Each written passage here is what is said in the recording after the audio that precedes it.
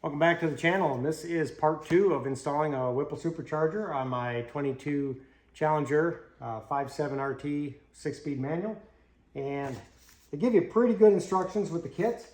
And first step, well, I'm not following the directions because they say you gotta wait for the ECU to get back before you do anything. Well, they still have my ECU, they've had it for a week. I'm gonna keep moving. I'm hoping to get it back before I start disassembling anything in the engine. I thought I'd start on the body.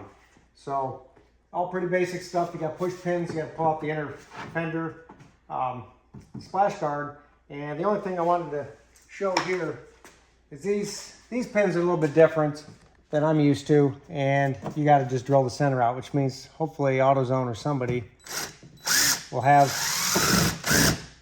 new ones. So that's all that is, pin like that. So I'm putting these in baggies, labeling them so I can get them back on. But we'll get these fenders off, and my goal is to take the nose of this off so I can begin looking at the intercooler radiator and pinning the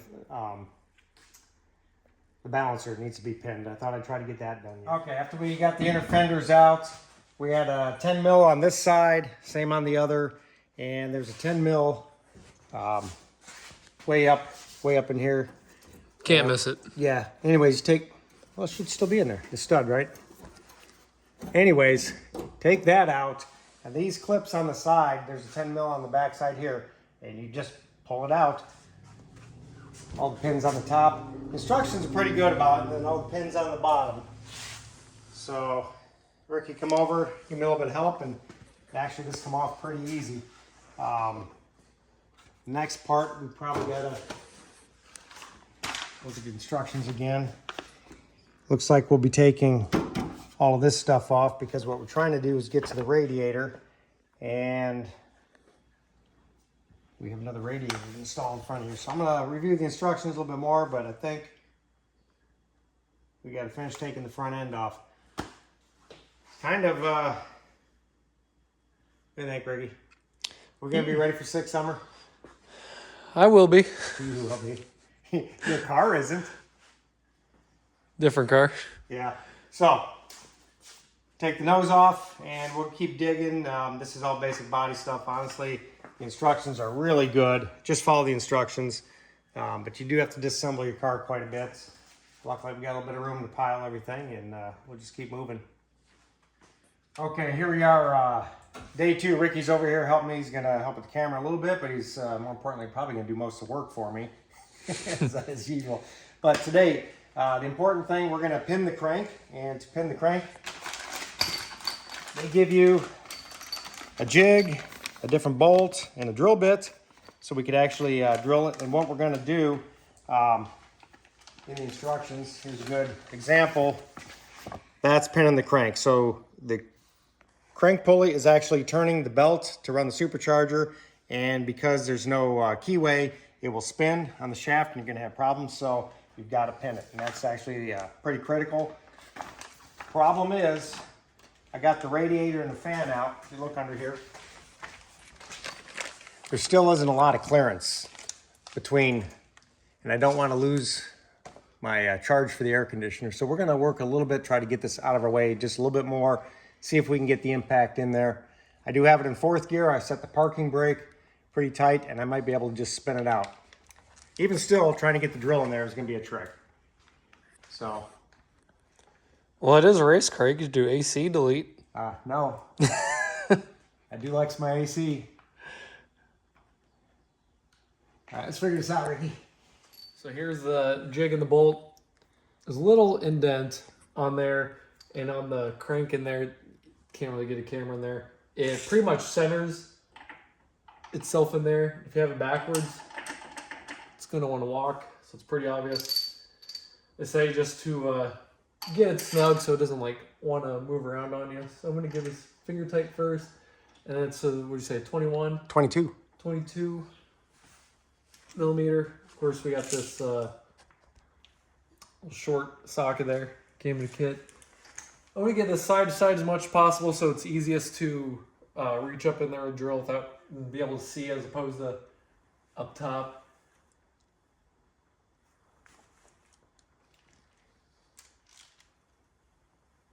Told you I'd be able to get Ricky to do all this. Now we did set it in 4th gear and set the parking brake pretty tight, so you're not gonna move the crank, and we'll be able to torque it down that way as well. Yeah. All right. Let's... Let it eat. Well, can you get in there? You have to get that really square on. Oh, nice. There he goes. So I got that, I got it snug. You want to get it tighter just in case? Yeah. You sure don't want that moving. All right, tighten it down. And we go. I don't know if you guys can see that on the bit. Yeah, there's a stop built in, huh? Built-in stop. Amy, you could use your own bit, but then you have risk going way too far.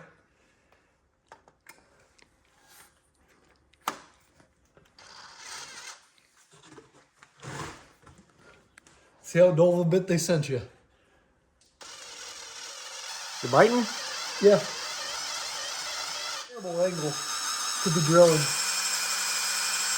That's the way you're doing it, Ricky. Oh yeah, you get nice chips. Yep, that's all the way in there. All right, not too bad. Well, that was probably, I'd say probably on this entire project, at least so far, kind of like the scariest thing to do, because you're really modifying something that if you screw up, it's going to add a whole lot of headache. But with that jig, it made it pretty simple. You pretty much bottom it out. Honestly, that was pretty easy. Yeah, and it drilled easy enough, just kind of sucked because of the angle, but yeah, I went straight through. So I'm going to take the jig back out.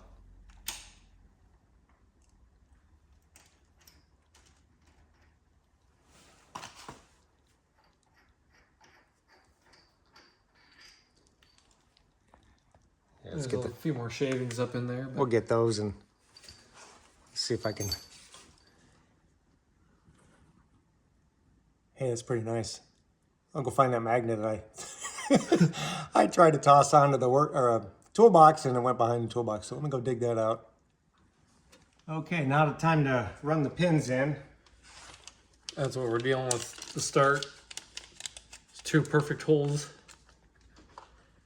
Got a little pin. Some green Loctite. I wonder how well this is even going to go in. Oh, yeah. I think that's going to go in pretty easy. It says use a generous amount of Loctite. Use green for, I think this is like for ready sleeves and things like that. If I get it out. Okay, apparently I don't know how to use a Loctite bottle. All right. It says use plenty of green, and green's used for like ready sleeves and dowel pins apparently. So plenty on there.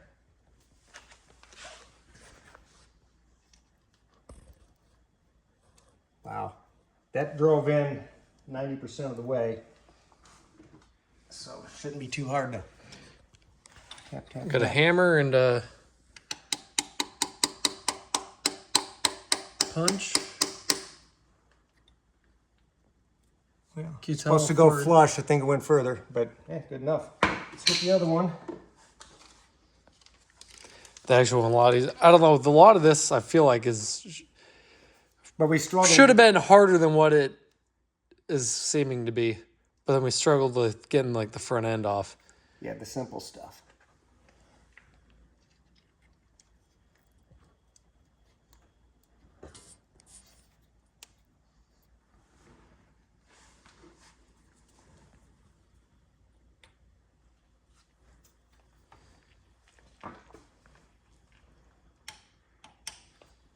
That's it.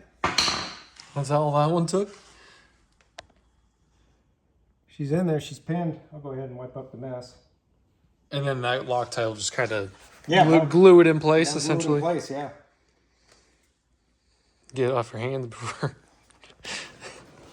Okay, now that we got that, calls for a little anti-seize on the end and 129 foot-pounds. This beam type will go to 140, so we should be able to get there. Well, we don't want this turning. I'm pretty sure. We got this in gear, like I said. Oh, it looks like it wants to. That's not good. All right, well, there you have it. I had to have Ricky get in there and put his foot on the brake really tight. It's being a stick shift car, we can hold it with the rear wheel brakes, and the parking brake wasn't enough. The engine doesn't turn. We hit the 129 foot-pounds with this torque wrench, and I think that's as far as we can go until I get my ECU back, because I still need to fire up this engine and make sure it runs on the new ECU, make sure we don't have a problem, which means we're running out of time. Today's the 30th. Sixth summer is 2 weeks. You got to be leaving by the 12th. Right, so we're running out of time. I did order a two-step from MMX, and it's shipped. So what we might end up doing is get to a stopping point here, put it all back together, and get the two-step installed. And you still need to tune on the two-step. There's a couple faults you got to program out. And I'll go ahead and buy the credits, use the software, and tune that out myself. And hopefully that works. And if we can at least get some launch control, I think we can do better. We went 13.4 last year. Really inconsistent. It was still a lot of fun. As much as I'd love to get the supercharger on, it just might happen, but not happen, but we're gonna give it our best. And that's it. Hopefully you found this helpful or interesting or something. So like, share, subscribe, all the YouTube things, and appreciate it. And we'll see you on the next one.